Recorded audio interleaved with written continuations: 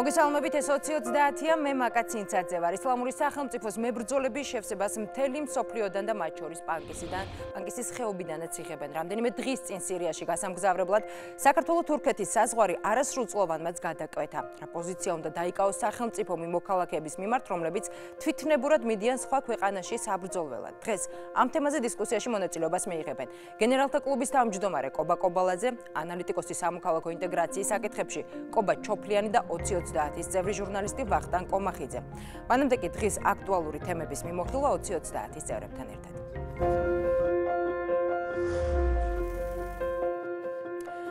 საზოგადოება ლარის კურსის სტაბილიზაციის მოლოდინშია, განსაკუთრებით კი მოსახლეობის ის ნაწილი, რომელსაც კრედიტი დოლარში აქვს აღებული. გამყარდება ლარი თუ გაგრძელდება მისი დევალვაცია და ვისზე და რაზეა დამოკიდებული ეს პროცესი. სულ უფრო ხშირად გამოითქმის კრიტიკა ეროვნული ბანკის პოლიტიკის მიმართ. რამდენად საკმარისია ცენტრალური ბანკის მიერ გადადგმული ნაბიჯები და ლარის სტაბილურობის უზრუნველსაყოფად, რამდენად იყენებს მის ხელთ არსებულ ბერკეტებს.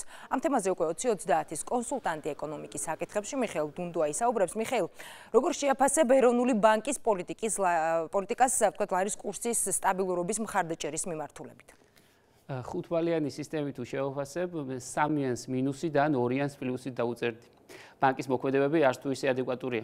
მიშამ, 2 პლუსით შეიძლება ვთქვათ, ვინმესთვის დამამშვიდებლად ჟღერს ალბათ, თუმცა ჩვეულებრივი 2-იანი, როგორც წესი ვთქვათ, ჩამჭრელი ნიშანი, ანუ შენზე რომ იყოს დამოკიდებული, ვთქვათ, ეროვნულ ბანკს არა დამაკმაყოფილებელს დაუწერდი? სამწუხაროდ ასე. დაახლოებით დავასაბუთებ თუ რატომ მგონი ასე. როგორც ყველამ ვიცით, ლარის კურსმა ვარნა 2013 წლიდან დაიწყო. 2011-12 წლებში და იქამდეც 1 დოლარი, 1 ლარი და 65 თეთრის ფარგლებში მოძრაობდა. 2013 წლის დეკემბრიდან კი კურსმა მკვეთრად 1 და 75-ის დონეზე ავარდა და ეს მაჩვენებელი თითქმის 1 წელი შეინარჩუნა. მოდი დავაკვირდეთ ამ პერიოდში, ანუ 2013 წლის 1 იანვრიდან 1 დეკემბრამდე მოიმოქმედა თუ არა ეროვნულმა ბანკმა ისეთი რამ, რომელიც ბაზარზე ლარი დოლარის ბალანსს დაარღვევდა და ლარის გაუფასურება შეუწყობდა ხელს.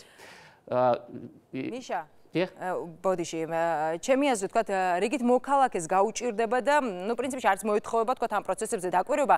კარგი იქნება თუ, ვთქვათ, პირდაპირ წარმოადგენს შინ დაკვირვების შედეგად მიღებულ დასკვნას, რომელსაც შემდეგ უკვე სპეციალისტები შეაფასებენ. შევეცდებ. კი ბატონო, თუ ეროვნული ბანკის ინტერვენციებს დავაკვირდებით, 2013 წლის 1 იანვრიდან დეკემბრამდე პერიოდში ეროვნულმა ბანკმა 555 მილიონი დოლარი ამოიღო ეკონომიკიდან. გაყიდა ლარი და იყიდა დოლარი. ითაც ერთი მხრივ 900 მილიონით გაზარდა ლარი მიმოქცევაში, მეორე მხრივ 9 მილიარდზე მეტით შეამცირა დოლარი ეკონომიკაში. რაბაც ბუნებრივია, ლარი დოლარის იქამდე არსებული ბალანსი დაარღვია. ნოემბრამდე კურსი სტაბილური იყო, რადგან დოლარზე მოთხოვნა არ იყო მაღალი. დეკემბერში კი, როცა იმპორტი მკვეთრად იზრდება მოთხოვნა უცხოურ ვალუტაზე. სწორედ ამ დროს იგრძნო ბაზარმა დოლარის დეფიციტი და დაიწყო ლარმა გაუფასურება. ეს ძალიან განამწყვეტი მომენტია ამ პროცესში. ანუ თუ სწორად გავიგე, ბოდიში, ლარის კურსის ვარდნას შენ აბრალებდა, ვთქვათ, უკავშირებ ეროვნული ბანკის მიერ 9 მილიარდი დოლარის ამოღებას? დიახ, ასე. დეკემბერში ეროვნული ბანკი კურსის ვარდნის შესაჩერებლად იძულებული გახდა ამოღებული დოლარის ნაწილი დაებრუნებინა ეკონომიკისათვის და ბაზარს 220 მილიონი დოლარი მიაწოდა. მაგრამ მიუხედავად ამისა, 2013 წელს ეროვნული ბანკის მიერ დოლარის წმინდა ამოღებამ 555 მინუს 220, ანუ 335 მილიონი დოლარი შეადგინა. შესაბამისად, ლარის კურსი არა 1.65-ის, არამედ 1.75-ის დონეზე გაჩერდა.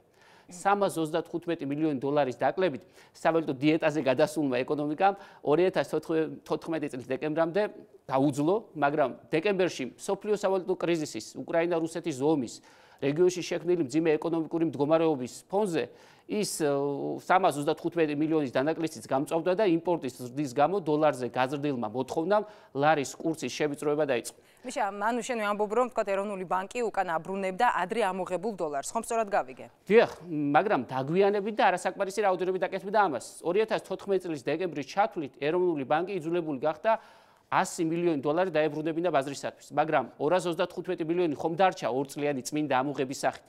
იანვარში დოლარის დეფიციტის პრობლემა კიდევ უფრო გამწვავდა და ლარის კურსმა ვარნა განაგრძო. ეროვნული ბანკი კარგა ხანი არ ერეოდა პროცესებში და როცა ლარის კურსმა ბაზარზე 2.26, 2.30-ს გადააჭარბა, ქადაგიძემ ვალუტაზე საბაზრო შიმშილის მოხსნა დოლარის მცირედი პორციების მიწოდებით განიზრახა.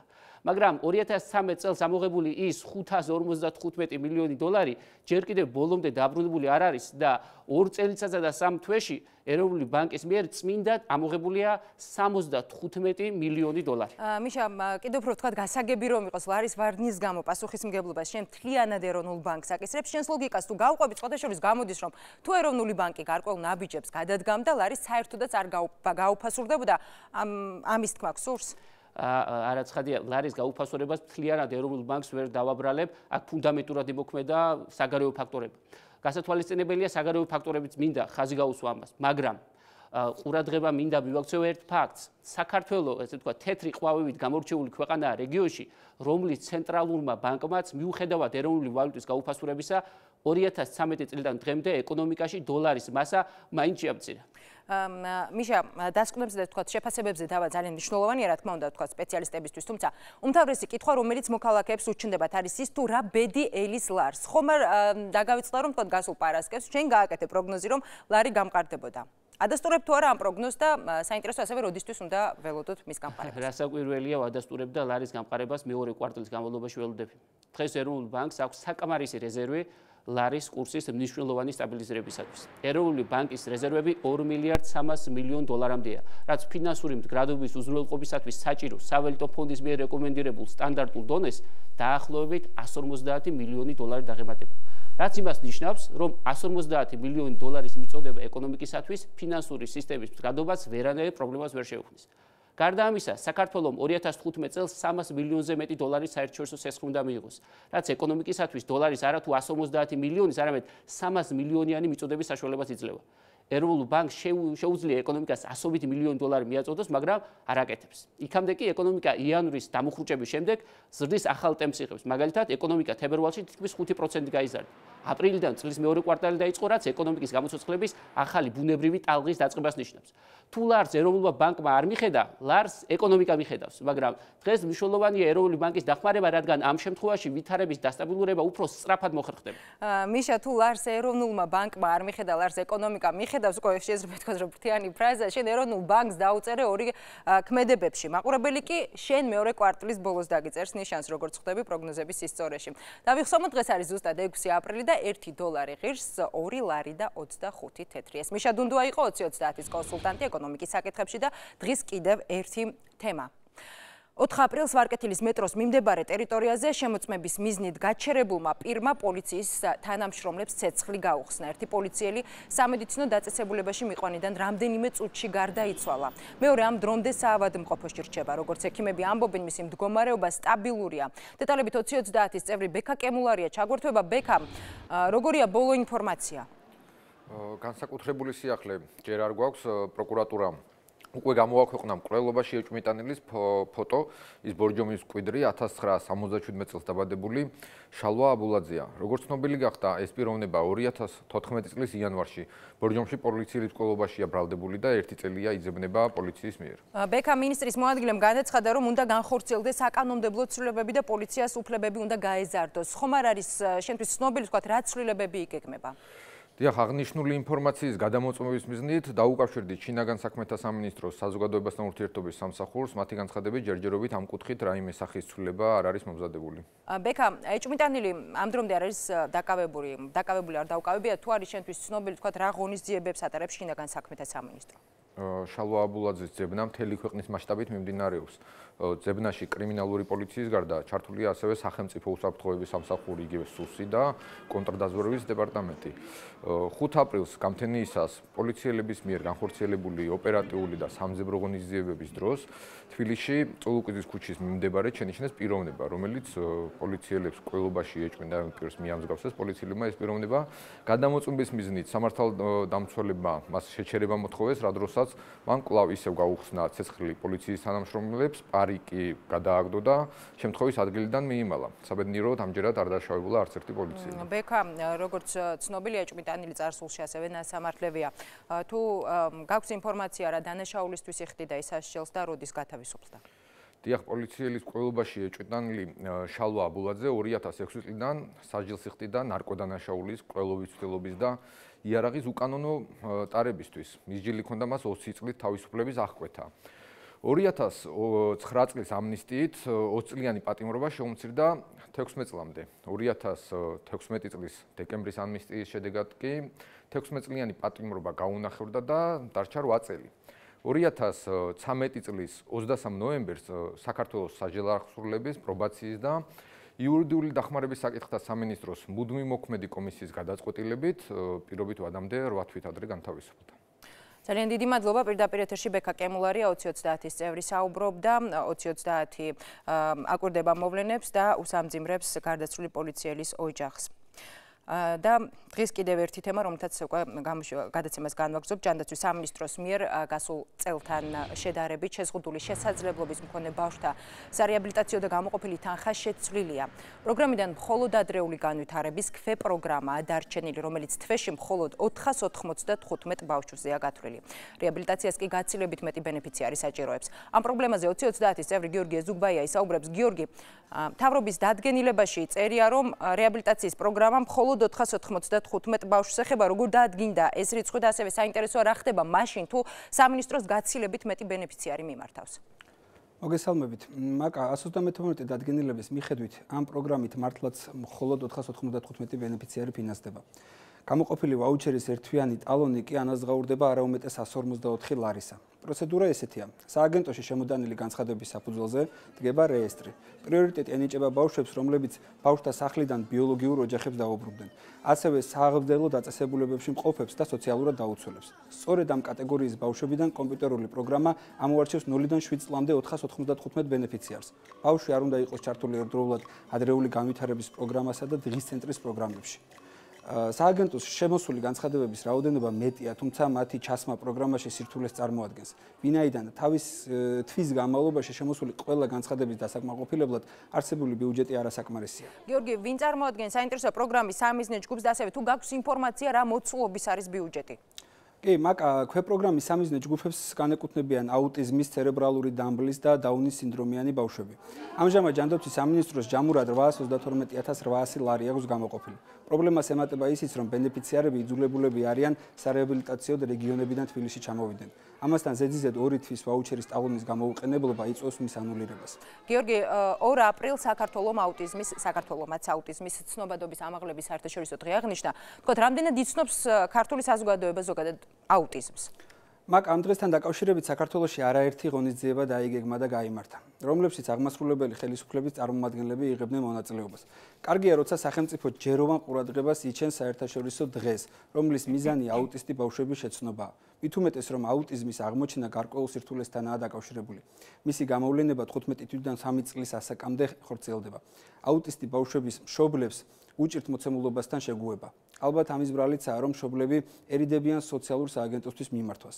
მთავარია საზოგადოებამ აუტისტების საკუთარ ნაწილად მიიღოს. მოგეხსენდებათ, მსოფლიოს უჭკვიანესი ადამიანი ალბერტ აინშტაინი აუტისტი იყო. და ზოგადად დაუნის სინდრომი ან აუტიზმი არც დანაშაულია და არც რიცხვილი. მისი დამალვა კი ერთიცაა და მეორეც. ძალიან დიდი მადლობა. პირდაპირ ეთერში გიორგი ეზუგბაია საუბრობდა. და დღეს კიდევ ერთი თემა. საქართველოს ჯანდაცვის სისტემის რეფორმა გრძელდება. ჯანმრთელობის და სოციალური დაცვის მინისტრ დავით სერგეენკოსა და Global Alliance for Health and Social Compact-ის თავმჯდომარემ ჯან ელი მალკინიმ მიერ ხელმოწერილი მემორანდუმის თანახმად საქართველოს მოქალაქეები არსებულზე ხარისხიან სამედიცინო მომსახურებას მიიღებენ. ამ თემით ჩაგვერთვება უკვე 2030-ის წევრი რამილია ალიევა. რამილია, რით არის საინტერესო ეს რეფორმა და რას გულისხმობს არსებულზე ხარისხიანი სამედიცინო მომსახურება? მაკა ეს რეფორმა საქართველოს ჯანდაცვის სისტემას ევროპის წამყვანი ქვეყნების ჯანდაცვის სისტემების მსგავს გახდის. იგი ხელს შეუწყობს ჯანდაცვის სფეროში არსებული რესურსების რაციონალურ გამოყენებას, შეამცირებს ხარჯებს და გაზრდის სამედიცინო მომსახურების ხარისხს. ახალი რეფორმებით გათვალისწინებულია ევროპული სტანდარტებისა და ნორმების დამკვიდრება, ნაციონალური დიაგნოსტიკისა და მკურნალობის პროტოკოლების დაწესება, ფარმაკოლოგიური პროდუქტების ეფექტიური მარეგულირებელი სისტემის მშენებლობა და უსაფრთხოების მონიტორინგი, ასევე ხარისხის კონტროლი. ეს ყველაფერი ცალსახად პაციენტზეა ორიენტირებული. რამილია, რას ნიშნავს ნაციონალური დიაგნოსტიკის და ასევე მკურნალობის სისტემა და რას მოუტანს ეს რიგით მოქალაქეებს, გულისხმობ რა თქმა უნდა პაციენტებს? შექმნილი სტანდარტები და ნორმები კონტროლის ფართო და მიზანმიმართულ შესაძლებლობებს შექმნის. ამ ყველაფრის შედეგად კი სამედიცინო პერსონალის მიერ პაციენტის მომსახურების დონე მნიშვნელოვნად გაუმჯობესდება. აქამდე ჩვენს ქვეყანაში არ არსებობდა მსგავსი პრაქტიკა. დღეს ჯანდაცვის საყოველთაო პროგრამა ერთ-ერთ წარმატებულ პროექტად ითვლება. ხომ არ დააზარალებს მას ეს კონკრეტული რეფორმა? არა, არანაირად არ დააზარალებს. პირიქით გაუმჯობესებს და მეტად ხელმისაწვდომს გახდის. ეს იქნება ყველაზე კარგი პასუხი იმ ოპონენტებისთვის, რომლებიც შიშობენ, რომ სამედიცინო მომსახურებაზე გაზრდილი ხარჯების გამო ქვეყნის ბიუჯეტი საბოლოოდ ვერ გაწუდება ჯანდაცვის საყოველთაო პროგრამას. ქვეყანაში ამჟამად მოქმედი ჯანდაცვის საყოველთაო პროგრამა აღნიშნული რეფორმის შედეგად გარდაიქმნება სახელმწიფო აუცილებელი სამედიცინო დაზღვევის სისტემად, რომელიც იქნება ევროპულ სტანდარტების იდენტური. საქართველოში 2014 წელს ჯანდაცვის საყოველთაო პროგრამისთვის 338 მილიონ 490.000 ლარი იყო გამოყოფილი, ხოლო 2015 წელს კი 470 მილიონი ლარია გათვალისწინებული. ეს იმის მაჩვენებელია, რომ დღეს სახელმწიფოს მთავარი საზრუნავი ადამიანია, პრიორიტეტი მოქალაქეების ჯანმრთელობას და სამედიცინო მომსახურებას ხელმისაწვდომობას ენიჭება, მაგრამ ამისთვის აუცილებელია, რომ მოხდეს ჯანდაცვის სფეროში ყველა რესურსის რაციონალური გამოყენება, რის გარანტიაც აღნიშნული რეფორმა იქნება. ძალიან დიდი მადლობა. რამილი ალიევა საუბრობდა პირდაპირ ეთერში. ახლა კი მოვუსმინოთ ქეთი ჩოხელს, რომელიც ტრადიციულად უცხოეთის ამბებზე გვესაუბრება. ქეთი, რა ხდება მსოფლიოში ჩვენთვის საინტერესო? საღამომშვიდობისა. საინტერესო ამბავია ის, რომ ჩეხეთის პრეზიდენტი ამერიკის შეერთებული შტატების ელჩს ღიად დაუპირისპირდა. ქეთი, ამის შესახებ მეც დავიკითხე, როგორც ამბობენ, თქვა პრეზიდენტსა და ელჩს შორის კონფლიქტის მიზეზი გახდა მოსკოვში 9 მაისის აღლუმზე დასწრების საკითხი. დიახ, მართალი ხარ, კონფლიქტი გამოიწვია იმან, რომ ამერიკის შეერთებული შტატების ელჩმა ენდრიუ შაპირომ გააკრიტიკა ჩეხეთის პრეზიდენტის მილოშ ზემანის გადაწყვეტილება დაესწროს 9 მაისს დაგეგმილ აღლუმს მოსკოვში. პასუხად ჩეხეთის პრეზიდენტ განაცხადა, რომ აღარ სურს ამერიკელი ელჩის პრეზიდენტის სასახლეში ხილვა. პრეზიდენტის რეაქციას არაადეკვატური უწოდა ჩეხეთის პრემიერ-მინისტრმა. თუ არის ცნობილი კონკრეტულად რა უთხრა ელჩმა, თქვა რამ გააბრაზა ასე პრეზიდენტი? ერთ-ერთი ჩეხური ტელეკომპანიისთვის მიცემულ ინტერვიუში ელჩმა განაცხადა, რომ 9 მაისის აღლუმზე დასწრება რუსეთის მიმართ დასავლეთის პოლიტიკის დისკრედიტაცია იქნება. კრემლის მიერ ყირიმის ანექსიისა და დონეცკისა და ლუგანსკის სეპარატისტული რეგიონების მხარდაჭერის გამო ევროკავშირის ლიდერების უმეტესობამ გამარჯვების დღეს რუსეთში ჩასვლაზე უარი განაცხადა. ქეთი, ბოდიში რომ გაწყვეტილებს სასახლეში სტუმრობა აუკრძალო ელჩს და თანაც თქვა ამერიკის შეერთებული შტატების ელჩს ასეთ რამეს ფაქტია ყოველდღე ნამდვილად ვერ მოისმენ. ანუ ამერიკის ელჩი ჩეხეთის პრეზიდენტის ოფიციალურ მიღებებს ვეღარ დაესწრება? ჩეხეთის პრეზიდენტის პრესმდივანი შეეცადა ვითარება განემუხტა და მან განმარტა, რომ მართალია მილოშ ზემანი ამერიკის შეერთებული შტატების ელჩთან შეხვედრას არ აპირებს, თუმცა ამერიკელ დიპლომატს პრაღის სასახლეში სხვადასხვა სოციალურ ღონისძიებაზე რა თქმა უნდა დაუშვებენ. მილოშ ზემანის განცხადებით კი მას ვერ წარმოუდგენია ჩეხეთის ელჩი ამერიკის შეერთებული შტატების პრეზიდენტს კარნახობს საწავიდეს ის მივლინებით. ამერიკის შეერთებული შტატების საელჩო ჩეხეთის პრეზიდენტის განცხადებას ჯერ არ გამოხმაურებია. ქეთი, ჩეხეთის ელჩი ცხადია თავს მართლაც არ მისცემს იმის უფლებას, რომ თქვა შეერთებული შტატების პრეზიდენტს მიუთითოს საწავიდეს და თქვა სადარა, რადგან ჩეხეთი და თქვა ამერიკის შეერთებული შტატები ძალიან განსხვავდებიან ერთმანეთისგან თავისი გავლენით და ასევე ფუნქციით, თუმცა ელჩი რომ აკრიტიკებდეს სხვა ქვეყნის პრეზიდენტს, ყოველდღე არც ეს ხდება, თუ გაქვს ინფორმაცია და ალბათ გაქვს ინფორმაცია რა გახდა კრიტიკის მიზეზი? მილოშ ზემანი ცნობილია თავისი მკვეთრად გამოხატული პრორუსული პოზიციით და როგორც ჩანს ელჩის გაღიზიანებაც სწორედ ამან გამოიწვია. მოსკოვში დაგეგმილ გამარჯვების დღის 70-ე წლისთავისადმი მიძღვნილ აღლუმზე დასწრების სურვილი ევროპელი ლიდერებიდან ზემანის გარდა მხოლოდ საბერძნეთისა და კვიპროსის ლიდერებმა გამოთქვეს. ანგელა მერკელი კი მოსკოვში 10 მაისს ჩავარდა ვლადიმერ პუტინთან ერთად უცნობი ჯარისკაცის საფლავს მიაგებს პატივს. რუსეთის ხელისუფლებისთვის მსოფლიო ქვეყნების პირველი პირების ვიზიტები ძალიან მნიშვნელოვანია იმის დემონსტრაციისთვის, რომ რუსეთი საერთაშორისო იზოლაციაში არ იმყოფება. ქეთი, ჩეხეთის პრეზიდენტის დაპირისპირება ამერიკის შეერთებული შტატების ელჩთან საინტერესო იმას ხომ არ ნიშნავს, რომ თქვა ჩეხეთი შესაძლოა სამომავლოდ რუსეთის მოკავშირე გახდეს და რუსეთის მოკავშირე. რასაკვირველია არა, ჩეხეთის პრეზიდენტი ცერემონიალურ ფუნქციებს ასრულებს და ის არ აყალიბებს ქვეყნის საგარეო პოლიტიკურ კურსს. წარსულში ზემანი რუსეთსა და ჩეხეთს შორის სავიზო რეჟიმის გაუქმების ინიციატივით გამოსულა და მოსკოვისთვის სანქციების გაუქმებაც კი მოუთხოვია. თუმცა მისი განცხადებები ჩეხეთის საგარეო კურსზე არ ასახულა. ჩეხეთმა ევროკავშირის ლიდერების შეხვედრაზე მხარი დაუჭირა რუსეთის წინააღმდეგ სანქციების გახანგრძლივებას, ხვალ კი ჩეხეთში დაგეგმილია ნატოს სწრაფი რეაგირების ძალების წვრთნა. ოფიციალური პრაღა მოქმედებს პრაგმატულად და ცდილობს შეინარჩუნოს ურთიერთობები რუსეთთან და ამავდროულად ამით არ დააზარალოს თავისი პოზიციები ევროკავშირის შიგნით. ისიც უნდა აღინიშნოს, რომ არც თუ იშვიათად ხდება, როდესაც ვაშინგტონისა და ზოგიერთი ევროპული ქვეყნის პოზიციები ერთმანეთს არ ემთხვევა. ძალიან დიდი მადლობა ქეთი, დღის მთავარი თემით უკვე რეკლამის შემდეგ რამდენიმე წუთში დაგიბრუნდებით, ასე რომ დაგველოდეთ.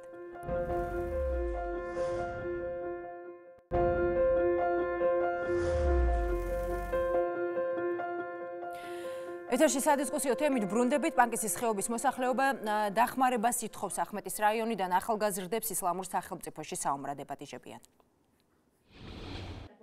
რამდენიმე დღის წინ 18 წლის რაზმან ბაღაკაშვილი და 16 წლის ახალგაზრდა სახელს და გვარს მისი არასრულწლოვანების გამო არ ვასახელებთ. პანკისის ხეობიდან სირიაში საბრძოლო მოქმედებებში მონაწილეობისათვის გაემგზავრნენ. ოფიციალური ინფორმაციით არასრულწლოვანმა საქართველოს თურქეთის საზღვარი მესაზღვრის უყურადღებობის წყალობით გადაკვეთა. შინაგან საქმეთა მინისტრმა განაცხადა, რომ ქართულმა მხარემ უკვე სთხოვა თურქეთის სპეცსამსახურებს არასრულწლოვანის უკან დაბრუნება. თუმცა ოჯახის წევრების სახელით გავრცელებული ინფორმაციის მიხედვით, მათ სოციალური ქსელებიდან შეიტყვეს, რომ ახალგაზრდებმა უკვე გადაკვეთეს თურქეთ-სირიის საზღვარი. დაუზუსტებელი ინფორმაციით, ისლამური სახელმწიფოს მხარეს საბრძოლოდ პანკისის ხეობიდან დაახლოებით უკვე 100 პირი გაემგზავრა. პანკისის ხეობის მოსახლეობა ამ პროცესში ვაჰაბიტურ წრეებს ადანაშაულებს, რომლებიც ხეობაში 2002-2003 წლებში გამოჩნდნენ და ტრადიციულ ისლამს დაუპირისპირდნენ. უხუცესთა თქმით, ისინი თავიანთი მიზნების მისაღწევად მოსახლეობას ისლამურ სახელმწიფოში ბრძოლისაკენ მოუწოდებენ. პანკისის ხეობელი მებრძოლების უმრავლესობას სწორედ ის პირები შეადგენენ, ვინც ვაჰაბიზმის მიმდევარი გახდა. სადისკუსიო თემის სტუმრები არიან გენერალთა კლუბის თავმჯდომარე კობა კობალაძე, ანალიტიკოსი სამოქალაქო ინტეგრაციის საკითხებში კობა ჩოფლიანი და 2030-ის წევრი ჟურნალისტი ვახტანგ კომახიძე. მოგესალმებით ბატონებო, ძალიან დიდი მადლობა რომ დაგვითმეთ დრო. ბატონო კობა, პირველი შეკითხვა თქვენთან მექნება. პანკისის ხეობაში სირიაში ახალგაზრდების საბრძოლველად წასვლას აპროტესტებენ, დავთქვათ ისლამური სახელმწიფოსთვის მებრძოლების შეგროვებაში ბრალს ვაჰაბიტებს დებენ. ამის შესახებ რეპორტაჟიც იყო საუბარი. საინტერესოა თქვათ, რა როლს ასრულებენ ვაჰაბიტები პანკისის ხეობაში? მოგესალმებით, მადლობთ მოწვევისთვის. რამოდენიმე ასპექტი იკვეთება ამ შემთხვევაში. იმ შემთხვევაში, რის გამოც მიდიან ისლამური სახელმწიფოს რიგებში საბრძოლველად იგივე ჩვენი ხეობის წარმომადგენლები. ერთი რამე უდავოა, რომ ადგილობრივი ვაჰაბიტური ჯამაათი ხეობაში საკმაოდ ძლიერი რელიგიური ორგანიზაციაა, ორგანიზების კუთხითაც კი. ახალგაზრდების დამუშავება ხდება საკმაოდ სერიოზულად. პირველ რიგში იდეოლოგიური საფუძველი აქვს ამ დამუშავებას საკმაოდ ძლიერი. მოწოდება წმინდა ომში მონაწილეობის თვალსაზრისით და ყველაზე უფრო მეტი ლაიტმოტივი რაც ამ ყველაფერს გაზდევს ის, რომ თვითონ ისლამურმა სახელმწიფომ დააანონსა თავისი შემდგომი მოქმედების არეალი და ერთ-ერთი ძირითადი მიზანი ეს არის ჩრდილოეთ კავკასია და ფაქტობრივად ამ ახალგაზრდების მოძრაობა იმითაც მართლდება, რომ შემდეგ იქ უკვე მომზადებულები დაუბრუნდებიან და კავკასიის განთავისუფლებაზე იმოღვაწებენ. ამავე დროს აქ არის საკმაოდ ძლიერი ფინანსური მხარეც, იმიტომ რომ ჩვენ ვიცით წყაროებიდანაც, ინფორმაციიდანაც, რომ საკმაოდ კარგი დაფინანსება აქვს ისლამურ სახელმწიფოს. გარდა ამისა, რომ ის ყოველდღიურად მოიპოვებს 100,000 ბარელამდე კონტრაბანდულ ნავთობს და ყიდის, მას აგრეთვე ყავს საკმაოდ ძლიერი დაფინანსებლები კატარის, იორდანიის, ბაჰრეინის და საუდის არაბეთის ზოგიერთ შეიხების სახით. აქედან გამომდინარე პლუს ერთი კიდევ ლაიტმოტივი და ერთი მიზეზი, რითაც ჯეს ახალგაზრდები მიეშურებიან იქ მიმართულებაში, ეს არის საკმაოდ დიდი უმუშევრობის და დაუსაქმებლობის დონე, რომელიც ერთ-ერთი ყველაზე მაღალია ამ ხეობაში ქვეყნის მასშტაბით. სახელმწიფო ინსტიტუტების მუშაობაც საკმაოდ მინიმალიზებულა და მინიმუმამდეა დაყვანილი. ამ ყველაფერმა განაპირობა ის, რომ თვითონ ხეობის უხუცესი საბჭოს თავმჯდომარე ხასო ხანგოშვილი, რომელმაც მოწოდება გააკეთა ხეობის მოსახლეობაზე, რომ შეგროვილიყვნენ და დაეგმოთ რადიკალურ ისლამის მოძრაობაში ახალგაზრდების რეკრუტებად წასვლა სირიაში, ფაქტობრივად არ პოვა ისეთი დიდი გამოხმაურება და თვითონ ვაჰაბიტებმაც არ მიიღეს ამაში მონაწილეობა, პირიქით მათ განაცხადეს ის, რომ ძალიან ცუდი ფაქტია, რომ ახალგაზრდები წავიდნენ, მაგრამ ხეობის თითეული მაცხოვრებელი არის თავისუფალი თავიანთ არჩევანში. აქედან გამომდინარე, ეს ის მიზეზებია, რა კონკრეტული მიზეზებითაც ჩემის აზრით ახალგაზრდობა მიესწრაფე, პლუს ამას კიდევ ერთხელ ვიმეორებ, ხეობაში საკმაოდ სერიოზული ორგანიზაცია მუშაობს, რომელიც იდეოლოგიურად უზრუნველყოფს რექტორული პირობას. ბატონი კობა ფინანსურ მოტივებს ასახელებს მათ წასვლის ძირითად მიზეზად. თუ გაქვს რამე დასამატებელი რა როლს ასრულებენ ვაჰაბიტები თქვა ხეობაში და შემდეგ ფინანსურ პრობლემებთან დაკავშირებით. 2002-2003 წლის პერიოდში გამოჩნდნენ, მათი გააგეს მეჩეთი. ეს იყო პერიოდი, როდესაც საქართველოს ხელისუფლება ვერ აკონტროლებდა სრულფასოვნად ამ ხეობას, ძალიან ბევრი პრობლემა იყო იმ პერიოდში და მაშინ შემოვიდნენ ეს არაბული წყაროები, საერთოდ ვაჰაბიზმი არის საუდის არაბეთიდან მომდინარეობს ეს მიმართულება ისლამური და არაბული ინტერესები, არაბეთს ჰქონდათ ინტერესები კავკასიაში, მათ შორის პანკისის ხეობაში ისინი აღმოჩნდნენ. პანკისის ხეობელები, რომელსაც ჩვენ ქისტებს ვეძახით, ისინი არიან სუნიტები. ისლამურ სახელმწიფოში სუნიტები არიან.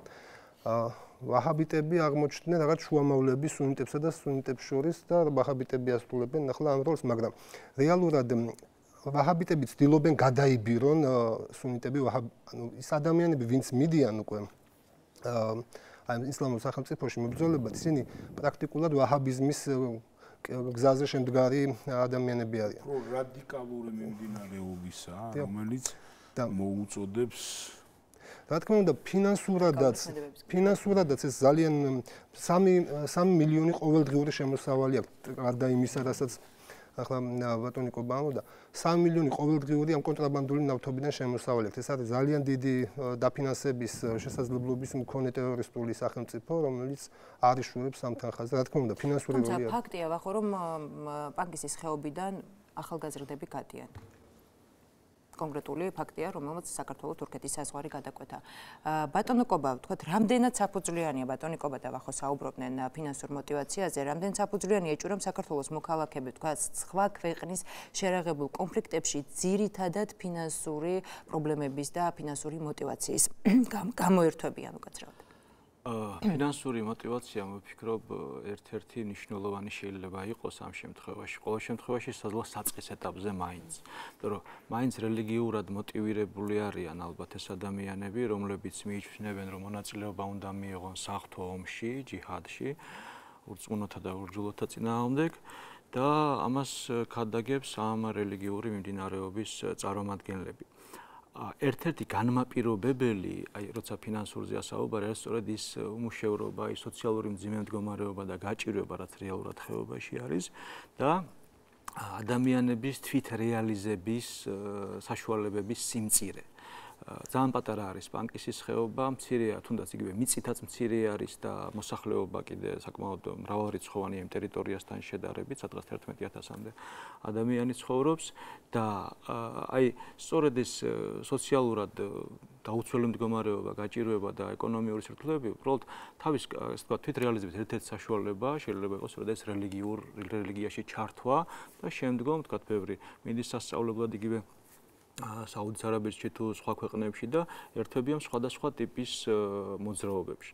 პანკისის ხეობიდან ადამიანების წასვლაზე წლებია საუბარი არის და ადგილობრივ თემში ეს ყოველთვის იწვევს მნიშვნელოვან ვთქვათ აზრთა სხვადასხვაობას და დაპირისპირებას და სამწუხაროდ არასდროს არ იყო ამის მიმართ ესეთი სწორი ქმედებები ამის აღსაკვეთად. მე არ გულისხმობ სახელმწიფოს მხრიდან. უფრო ლოიალური დამოკიდებულება მე არ გულისხმობ რომ აქ არის რაღაცა უბრალოდ განათლების მნიშვნელოვანი პრობლემა არის. აქ არის როგორც თქვა დასაქმების პრობლემა და ეს ჩაკეტილ საზოგადოებაში ვითარდება ნებისმიერი სხვადასხვა იდეა შეიძლება გაჩნდეს ისეთი რომელიც დანარჩენი საზოგადოებისთვის იყოს მიუღებელი და დასაგმობი და ეხლა აქ კიდე მნიშვნელოვანია ის რომ პირველ ყოვლისა ეს ადამიანები თავის უნდა აიხსნას ის რომ ესენი თვითონ თავის თავს აზიანებენ პირველ ყოვლისა როდესაც ერთვებიან ამ ტიპის რაღაც საქმიანობაში და ეხლა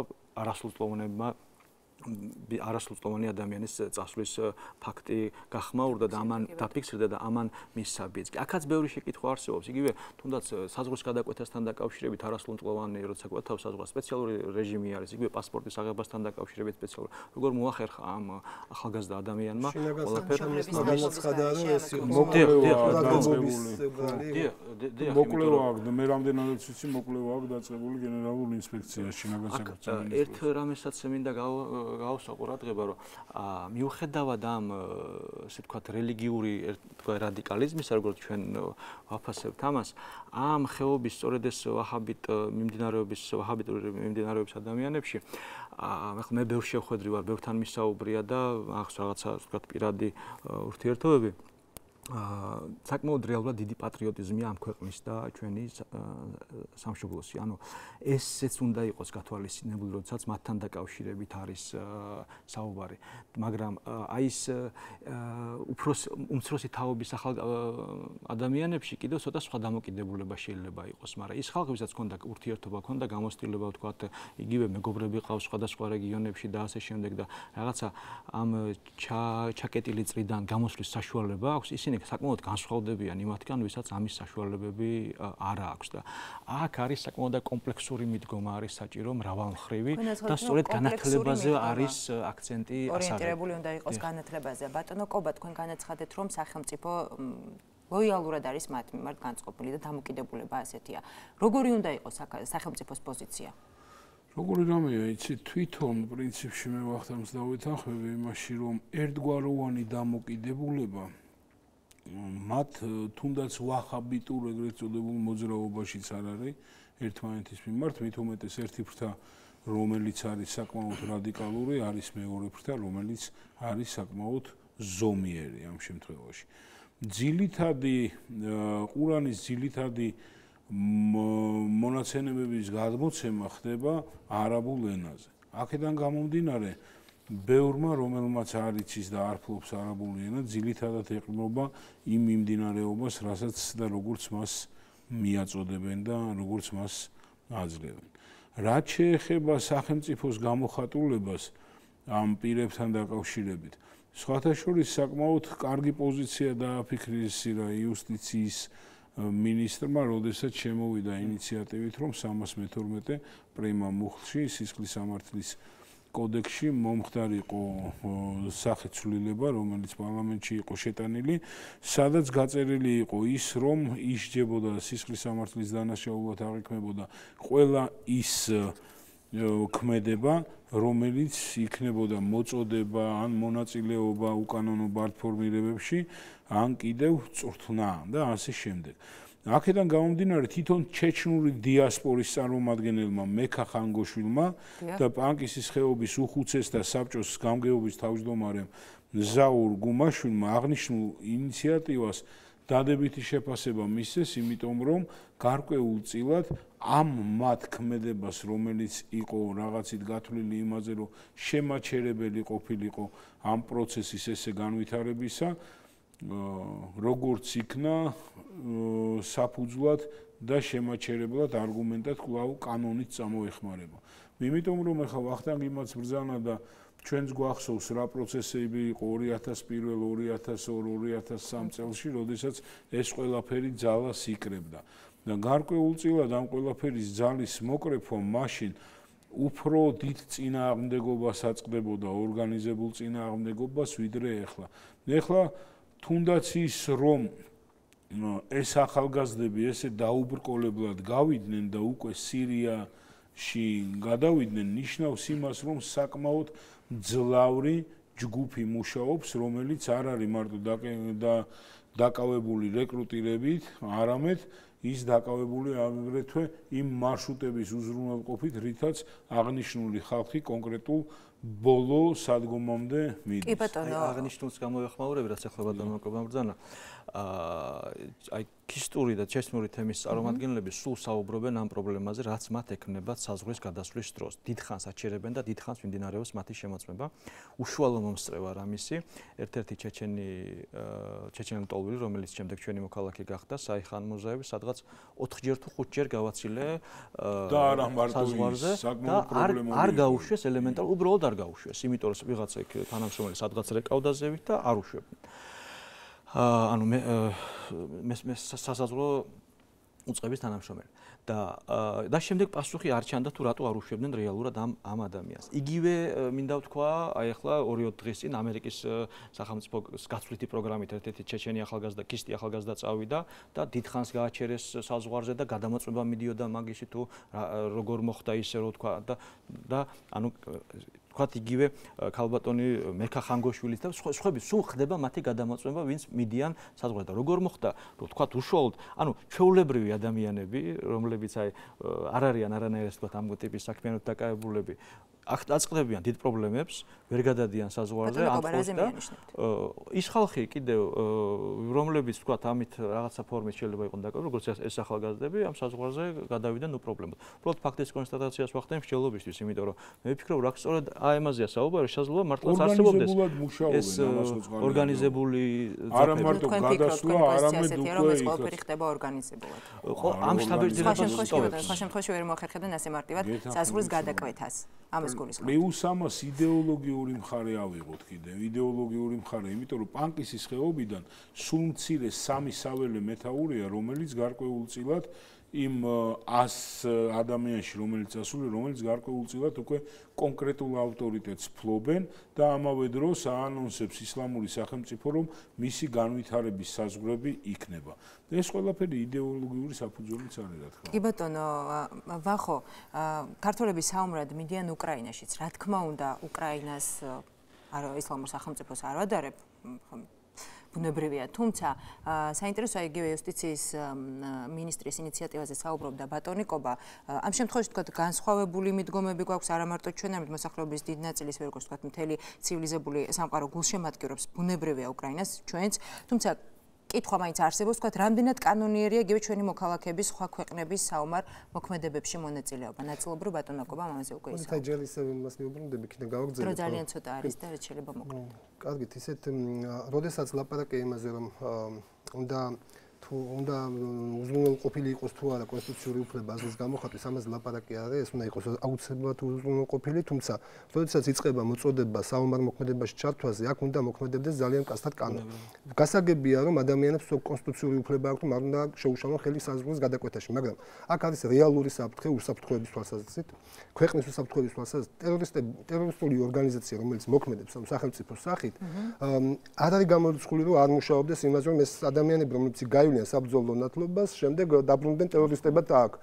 ამიტომ ეს რა თქმა უნდა არის უსაფრთხოების საკითხი ქვეყნისთვის და მე ალბათ გასარკვევია რა მოტივებით ხდება ამ ადამიანების გადაადგილების შეზღუდვა. ეს ძალიან მნიშვნელოვანია.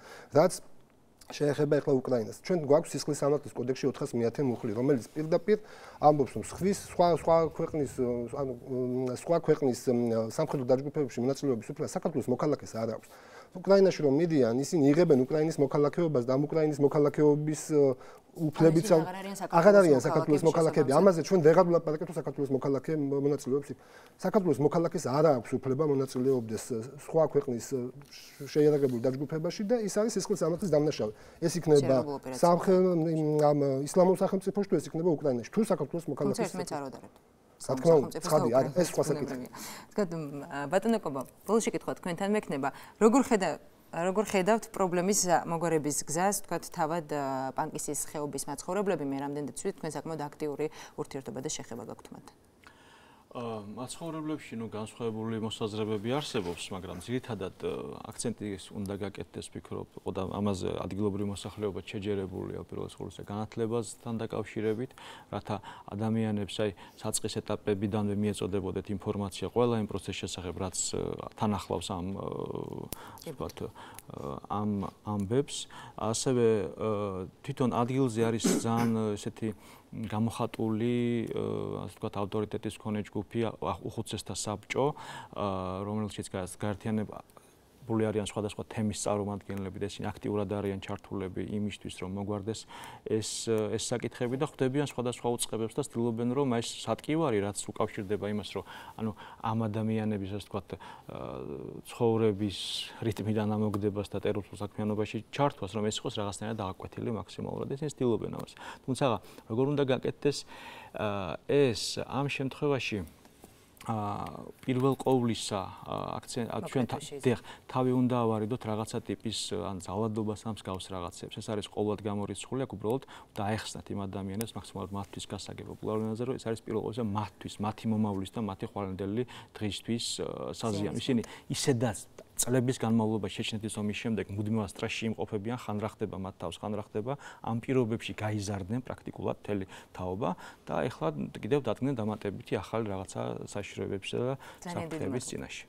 ძალიან დიდი მადლობა, რომ დაგვითმეთ დრო. სტუდიის სტუმრები იყვნენ გენერალთა კლუბის თავმჯდომარე კობა კობალაძე, ანალიტიკოსი სამხალხო ინტეგრაციის საკითხებში კობა ჩოფლიანი და 2030-ის წევრი ჟურნალისტი ვახტანგ კომახიძე და ბოლოს ნებისმიერ შემთხვევაში ცხადია, რომ ჩვენ დგავართ პრობლემის წინაშე, რასაც ქვია ჩვენი მოქალაქების სხვა ქვეყნების საომარ მოქმედებებში მონაწილეობა. პრობლემას კიდევ უფრო ამწოვებს ის, რომ საქმე გვაქვს მსოფლიოს მიერ ტერორისტულ ორგანიზაციად აღიარებულ ისლამურ სახელმწიფოსთან. ასევე აღსანიშნავია, რომ ამის წინააღმდეგ გამოდის პანკისის მოსახლეობა და როგორც ჩანს დადგა გადამჭრელი ზომების მიღების დრო. ეს 2030-ია. მე მაკაცინცაძე ვარ და ხვალამდე გემშვიდობებით დროებით.